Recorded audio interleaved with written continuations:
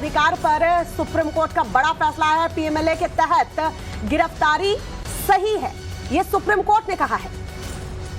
तो ईडी के अधिकार पर सुप्रीम कोर्ट का बड़ा फैसला, पीएमएलए के तहत गिरफ्तारी सही है, सुप्रीम कोर्ट ने ये कहा है। दरअसल ईडी के अधिकारों को लेकर सवाल लगातार विपक्ष की तरफ से उठाए जा रहे थे और ऐसे में अब सुप्रीम कोर्ट में इस मामले को लेकर के आज ये फैसला आना था जिस पर सबकी निगाहें थी। और ऐसे अब जो इन्फोर्समेंट डायरेक्टरेट का जो अधिकार है उसको लेकर के सुप्रीम कोर्ट ने कहा है कि गिरफ्तारी अगर पीएमएलए एक्ट के तहत करना चाहता है ईडी तो ये उसका अधिकार है ताकि जांच को आगे बढ़ाया जा सके।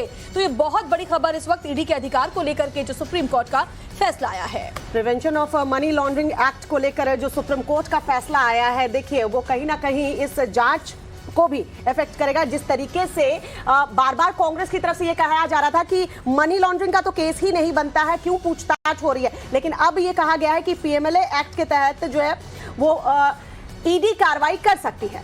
गौरव हमारे साथ ज्यादा अपडेट के साथ जुड़ गए हैं। गौरव, क्या कुछ हुआ कोर्ट रूम में? देखिए 10:30 पौने 11 के बजे के आसपास जो है ये बेंच बैठी जिसमें justice M Khanwilkar, justice Dinesh Maheshwari और जस्टिस सीटी रवि कुमार की बेंच थी, स्पेशल बेंच थी। और इस मामले में एक लंबी चौड़ी सुनवाई जो है वो पीएमएलए एक्ट की को चुनौतियां दी गई थी। तकरीबन 242 याचिकाएं जो हैं वो इस मामले में लगाई गई थी, जिनमें महत्वपूर्ण नाम कार्ति चिदम्बरम और अनिल देशमुख समेत थे, जिनमें पीएमएलए एक्ट के तहत अलग अलग कार्रवाइयां, जिनमें की सर्च और संपत्तियों को जब्त करने का मामला, साथ ही साथ इस मामले में जो मुकदमा दर्ज किया जाता है ईसीआईआर, जो कि एक तरह की एफआईआर होती है, उसकी कॉपी जो है वो न दिया जाना, साथ ही साथ जो बर्डन ऑफ प्रूफ था, यानी कि अगर आपको सबूत देने हैं, आपके खिलाफ ईडी ने कोई कार्रवाई की है तो आपको खुद को निर्दोष साबित करने के लिए प्रूफ देने का जो बर्डन है वो भी आरोपी के ऊपर ही था। इन तमाम जो प्रावधानों को जो है 242 याचिकाओं के समेत जो है इसको चुनौती दी गई थी। और फिलहाल सुप्रीम कोर्ट ने कहा है कि पीएमएलए के तहत गिरफ्तारी के ईडी के अधिकार को बरकरार रखा और कहा कि ईडी की गिरफ्तारी की प्रक्रिया जो है वो मनमानी नहीं है। दूसरा महत्वपूर्ण जो ईसीआईआर का बिंदु था उस पर सुप्रीम कोर्ट ने कहा है कि ईसीआईआर की तुलना जो है वो एफआईआर नहीं की जा सकती है, क्योंकि ईसीआईआर ईडी का एक आंतरिक दस्तावेज है। इस तरह के लगातार आरोप लगे कि पीएमएलए एक्ट के तहत जो है वो प्रवर्तन निदेशालय अपने अधिकारों का दुरुपयोग कर रहा है, क्योंकि जो भी इस मामले में मुकदमा दर्ज किया जाता है, अगर हम देखें तो सीआरपीसी के तहत कोई मुकदमा दर्ज होता है तो एफआईआर की कॉपी जो है वो आरोपी को दी जाती है, लेकिन इस मामले में ईडी के मामले में जो एफआईआर की कॉपी, जिसे हम ईसीआईआर कहते हैं, वो कॉपी आरोपी को नहीं सौंपी जाती है और इसको भी जो है वो चैलेंज किया गया था। उस पर सुप्रीम कोर्ट ने कहा है कि ईसीआईआर की तुलना एफआईआर से करना ठीक नहीं है। तो कहीं ना कहीं अगर हम देखें तो आज भी सोनिया गांधी से जो पूछताछ चल रही है कि इसके अलावा तमाम जो मामले हैं और संपत्तियां जब्त हुई हैं उसको लेकर सुप्रीम कोर्ट ने अपनी बातें कही है। हालांकि सुप्रीम कोर्ट का एक लंबा चौड़ा ऑर्डर जो है वो अभी भी डिक्टेट किया जा रहा है, उसे पढ़ा जा रहा है, क्योंकि ये ऑर्डर काफी लंबा चौड़ा और इसमें तमाम प्रावधानों को चुनौती दी गई है।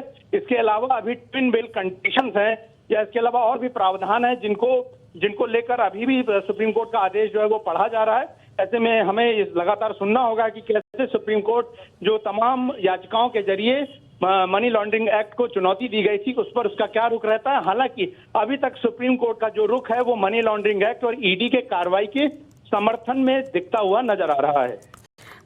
बिल्कुल गौरव, बने रहिए हमारे साथ।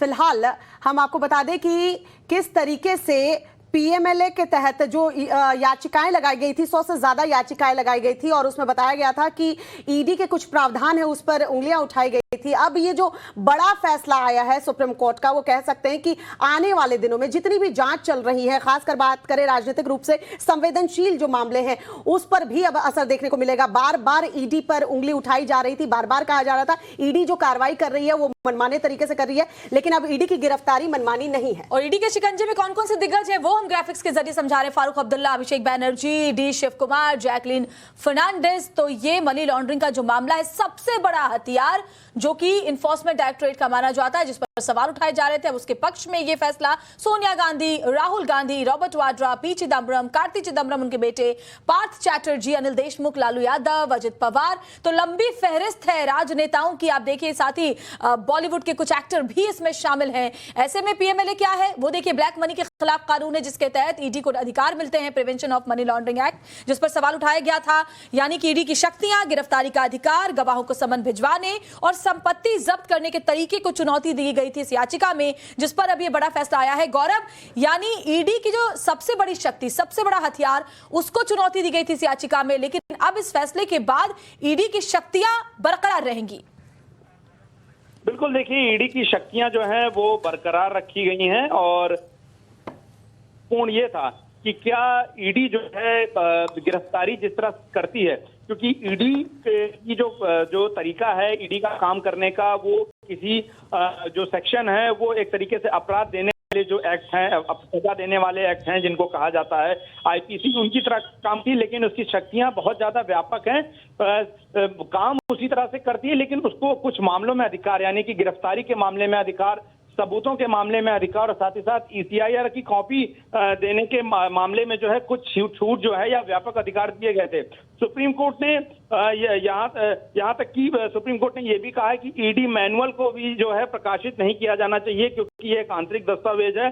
सुप्रीम कोर्ट ने एक और बात कही है कि अपराध की आय, तलाशी और जब्ती, गिरफ्तारी की ईडी की शक्ति, संपत्तियों की कुर्की, जुड़वा जमानत शर्तों के विस्तृत प्रावधानों के संबंध में पीएमएलए के कड़े जो कानून है उनको सही माना। मैं दर्शकों के लिए समझा देना उचित समझूंगा कि एक ट्विन बेल का सिस्टम है यहाँ पर, जिसको लेकर चुनौती दी गई थी। यानी कि जैसे कि किसी आरोपी को जब वो जमानत के लिए जाता है तो उसे कोर्ट जो है मौजूदा जांच की परिस्थितियों के आधार पर जमानत दे देता है, लेकिन इन्फोर्समेंट डायरेक्टरेट के मामले में जमानत देते वक्त किसी भी कोर्ट को ये देखना होता है कि आने वाले समय में जो आरोपी है वो इस तरह के अपराध नहीं करेगा और साथ ही साथ वो उस मामले में आरोपी नहीं है, गुनाहगार नहीं है, ये भी देख के चलना होगा।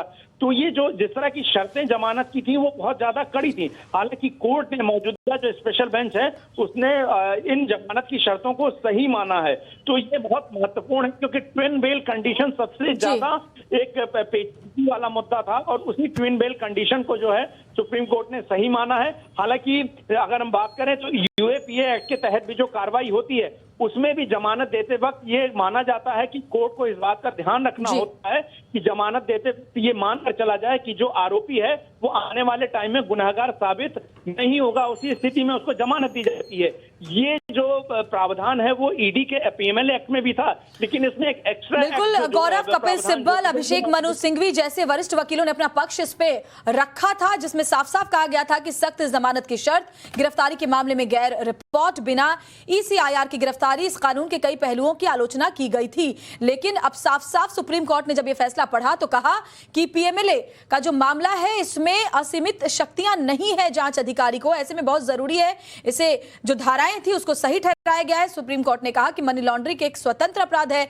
और सेक्शन 5, सेक्शन 18, सेक्शन 19, 24 और 44 में जोड़ी गई उपधारा भी सही है और ये सभी 5 धाराएं जो है वो सही है। लिहाजा अब इन शक्तियों का जो अधिकार है वो ईडी के पास बरकरार रहेगा। तो ये बहुत बड़ी बात और बहुत बड़ा फैसला ईडी के हक के लिए इस वक्त सुप्रीम कोर्ट से आया है। वरिष्ठ वकील अश्वनी उपाध्याय हमारे साथ फोन लाइन पर जुड़ गए हैं।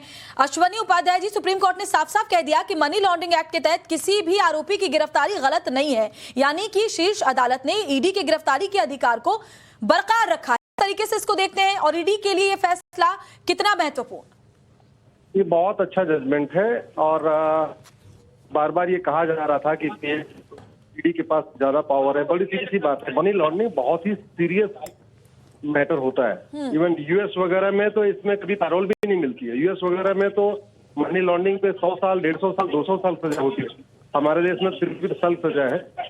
इसलिए मनी लॉन्ड्रिंग करना ही अपने आप में जुल्म करना होता है। पैसे को तरीके से साइफर करना ही अपने आप में जुल्म है। को सुनते हुए मैंने सुप्रीम कोर्ट ने कहा है मनी लॉन्ड्रिंग जो पावर दिया गया है वो पावर बिल्कुल ठीक है। सीज करने का राइट है, गिरफ्तार करने का राइट है और वो बिल्कुल जायज है, वो कोई आर्बिट्रेरी नहीं है। और पहले से जितने प्रिकॉशंस है वो अपने आप में पर्याप्त है। इसलिए इस कानून में जो चेंज किया गया उसमें किसी भी तरीके की कोई गलती नहीं है। बहुत बहुत शुक्रिया अश्वनी उपाध्याय जी हमारे साथ जुड़ने के लिए और बातचीत करने